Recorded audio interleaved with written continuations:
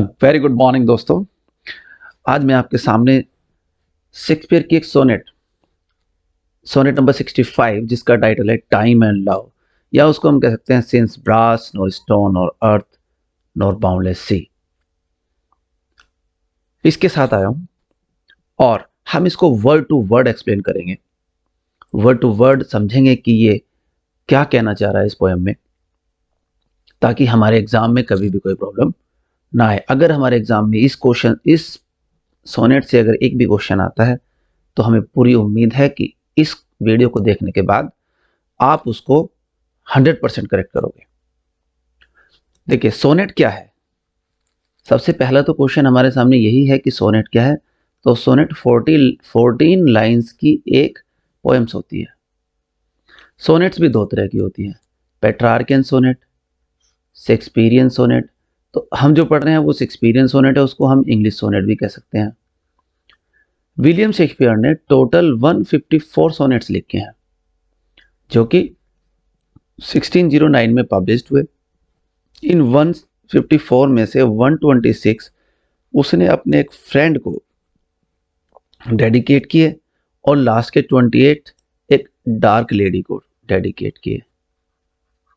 Dark lady और 126 उसका एक फ्रेंड था जिसको अर्ल ऑफ साउथहैम्पटन भी कहते हैं।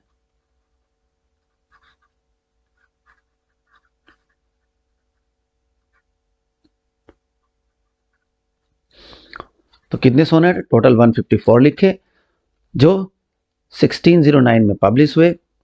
126 उनमें से अर्ल ऑफ साउथहैम्पटन जो उसकी इसका एक मित्र था उसको डेडिकेटेड है और 28 एक डार्क लेडी को डेडिकेटेड है। एक बात और ध्यान रखना कि विलियम शेक्सपियर की जो सोनेट्स हैं उन सभी में रोमांटिक लव की बात की गई है।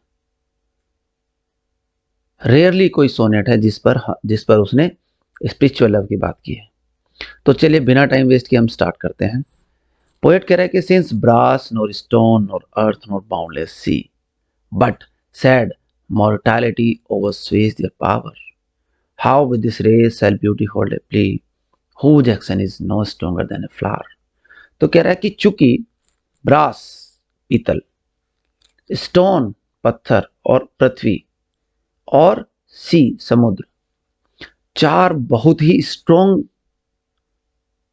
चीजों की बात कर रहा है कि पीतल जो कि बहुत स्ट्रोंग होता है, स्टोन भी स्ट्रोंग होता है, पृथ्वी अपने आप में पावरफुल है और समुद्र जिसकी कोई लिमिट ही नहीं है। चूंकि वे सब but sad mortality o'ersways their power, वे मॉर्टैलिटी यानी समय, नश्वरता, वे सभी अपने आप में स्ट्रोंग है, लेकिन दुख की बात तो यह है कि वे समय के सामने उनकी पावर जो है वो धीरे धीरे समाप्त हो जाती है। ब्रास, स्टोन, अर्थ और सी ये सभी पावरफुल है अपने आप में, लेकिन समय के सामने इनकी एक भी नहीं चलती और ये समय के सामने इनकी पावर फीकी पड़ जाती है।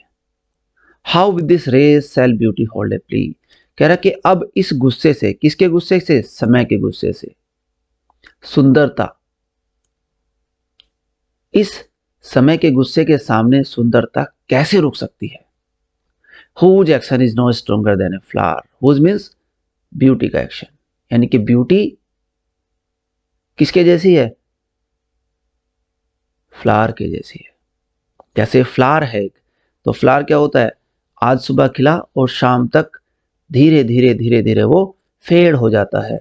इसी तरीके से वो कह रहा है कि जो सुंदरता है वो क्षणिक होती है, कुछ पलों की होती है, वो समय के सामने ज्यादा दिन तक नहीं रुक पाती। आज यूथ है, आज यंग है कोई व्यक्ति, तो यंग है तो वो क्या है? ब्यूटीफुल है, स्मार्ट है। लेकिन जैसे जैसे समय आएगा, जैसे जैसे उसकी एज बढ़ेगी, वो धीरे धीरे जैसे जैसे ओल्ड एज में जाएगा तो वो सुंदरता नहीं रहेगी, वो फेड हो जाएगी। O how shall summer's honey breath hold out.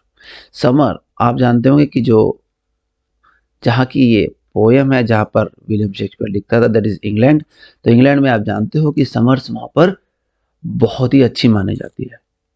वहाँ पर गर्मी स्क्रॉचिंग हीट नहीं होती, वहाँ पर समर बहुत ही सुंदर मानी जाती है, बहुत ही अच्छा मौसम माना जाता है।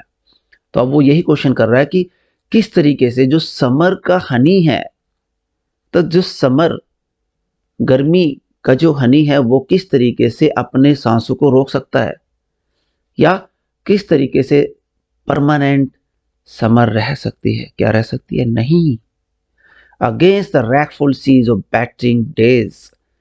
क्यों क्यों नहीं रह सकती? कि जैसे जैसे दिन गुजरेंगे, जैसे जैसे डेज क्या होंगे? पास होंगे। जैसे जैसे डेज पास होंगे वैसे वैसे समर से आगे क्या आएगी? मौसम बदल जाएगा, परिवर्तित हो जाएगा, और हमेशा के लिए समर नहीं रह सकता। तो यहां पर समर सनी ब्रेथ का मीनिंग यूथ ही है।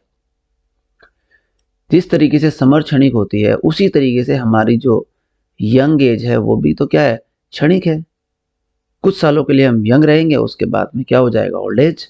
In the same way summer वहां पर कुछ ही दिनों के लिए आती है और उसके बाद वो मौसम बदल जाता है। When rocks impregnable are not so stout, nor gates of steel so strong but time decays। कह रहा कि रॉक्स, पहाड़, पहाड़ भी समय के सामने नहीं रुक पाते। समय के सामने नहीं रुक पाते। पहाड़ भी आप जानते होंगे कि धीरे धीरे धीरे धीरे वो भी घिसने लगते हैं। और अरावली की पहाड़ियों को देखो, राजस्थान तक, जो दिल्ली से लेकर राजस्थान तक फैली हुई है, आधी दिल्ली उन्हीं अरावली पहाड़ियों पर बसी हुई है। लेकिन वो पहाड़ियां चूंकि सबसे पुरानी है तो वो घिस गई और आज की डेट में कहीं कहीं पर दिखाई देती है। तो पहाड़ भी घिस जाते हैं समय के साथ साथ। कह रहा है कि नोर गेट्स ऑफ स्टील, स्टील जिसमें जंग भी नहीं लगता, उसके जो गेट्स होते हैं वो मजबूत माने जाते हैं। तो वो कह रहा है कि लेकिन आप ध्यान रखना कि जो स्टील के गेट्स हैं वो भी इतने मजबूत नहीं कि वो समय के सामने रुक पाए। Time decays. कह रहा समय सभी को बर्बाद कर देता है, डिके कर देता है, सभी की पावर को डिके कर देता है। तो in the second stanza we can say, in this stanza the poet says that summer is very fantastic and very pleasant weather in England, just like the youth age of a man. Just as the youth is not permanent, in the same way summer is also not permanent. It fades with the passage of time. It fades with the passage of time. Now he gives the example of rocks. He said that even the power of rocks is not permanent. They also decays. The steel gates, they are very strong, but with the passage of time they also decays। और देखिए यहां भी question mark पे start हो रहा है, यहां भी क्वेश्चन मार्क पे स्टार्ट हो रहा है। यहां पर जिस तरह के क्वेश्चन कभी पूछ रहा है वो रेटोरिक है, रेटोरिक क्वेश्चन पूछ रहा है। अगर आपसे पूछा जाए कि फिगर ऑफ स्पीच क्या है तो बताना रेटोरिक। यहां पर समय को क्या किया गया है? पर्सोनिफाइड किया गया है। पूछ सकता है आपसे कि समय को, कि इसमें कौन सा पर्सोनिफिकेशन है, तो आप ध्यान, कौन सा फिगर ऑफ स्पीच है, तो आप याद रखेंगे कि पर्सोनिफाइड। समय को पर्सोनिफाई किया गया है। समय को प्लंडरर बताया गया है कि वो सभी को लूट लेता है, सभी को बर्बाद कर देता है। O fearful meditation where alack shall time's best jewel from time's chest lid lie hid, or what strong hand can hold his swift foot back, or who his spoil of beauty can forbid.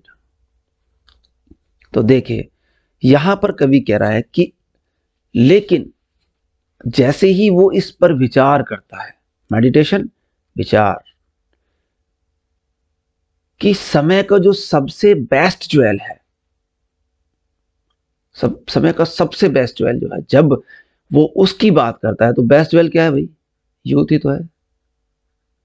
वो कह रहा है कि जब भी वो समय के सबसे बेस्ट ज्वेल के बारे में बात करता है, उसके बारे में सोचता है, तो वो डर जाता है। क्यों डर जाता है? Oh, what strong hand can hold his swift foot back। Swift foot मतलब कि समय का जो पहिया है, समय के जो पैर हैं, फूट है, वो क्या करते हैं? चलते रहते हैं, चलते रहते हैं, चलते रहते हैं। तो यहाँ पर वो कह रहा है कि क्या कोई ऐसा स्ट्रॉन्ग हैंड है जो इस समय की गति को रोक सके या पीछे ले जा सके? है? नहीं है। जो समय एक बार बीत गया वो बीत गया, वो दोबारा नहीं आ सकता। समय के पहिए को, समय की स्पीड को रोका नहीं जा सकता। और who is spoil of beauty can forbid, क्या कोई ऐसा व्यक्ति है जो समय से रिक्वेस्ट कर सके कि वो सुंदरता को स्पॉइल ना करे, बर्बाद ना करे, उसको छोड़ दे? क्या कोई ऐसा है? फिर से रेटोरिक क्वेश्चन। तो आंसर क्या है? नो, कोई नहीं है।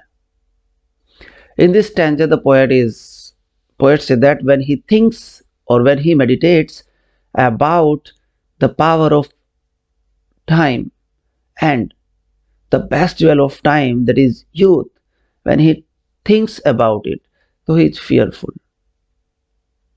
And he asks, is there any strong hand who can hold the swift foot of time?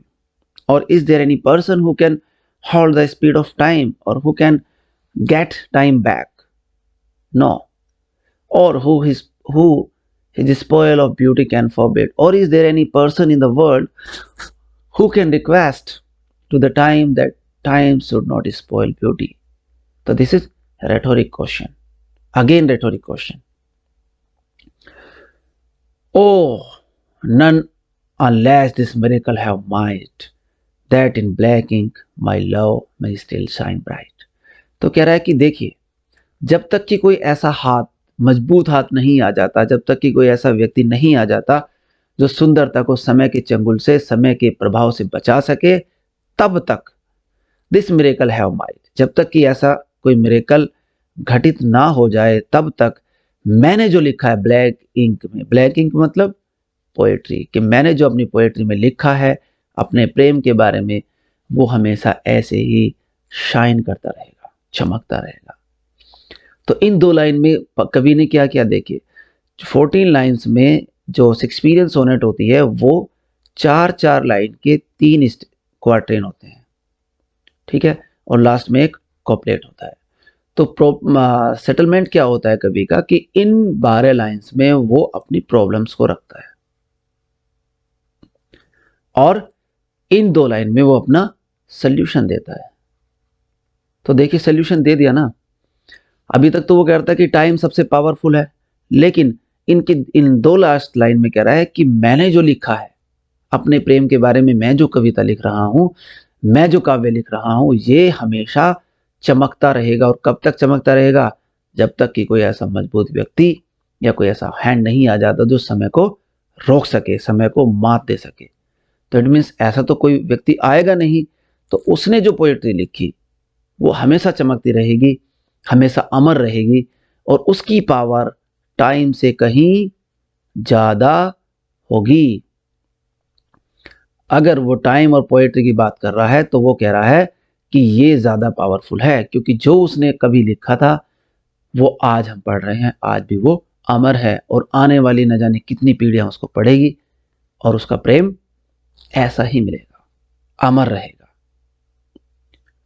तो अगर हम इसकी राइमिंग स्कीम की बात करते हैं, तो राइमिंग स्कीम आपको पता ही है कि इसकी जो राइम स्कीम है शेक्सपियरियन सोनेट की, वो क्या होती है? ए बी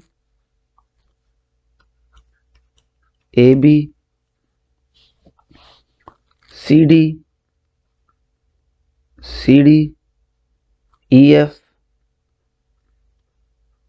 एफ और लास्ट का जो कॉपलेट होता है उसकी जी जी। ये राइमिंग स्कीम होती है। तो मुझे उम्मीद है कि ये सोनेट आपको समझ में आई होगी। अगर ये सोनेट आपको अच्छी लगी तो प्लीज इसको लाइक करें, वीडियो को लाइक करें, शेयर करें, और अगर आप चाहते हो कि आपको ऐसे ही वीडियो फ्यूचर में मिलती रहे नए नए टॉपिक्स पर, चाहे वो लिटरेचर है या ग्रामर है, तो आप मेरे चैनल को सब्सक्राइब करें। Thank you so much.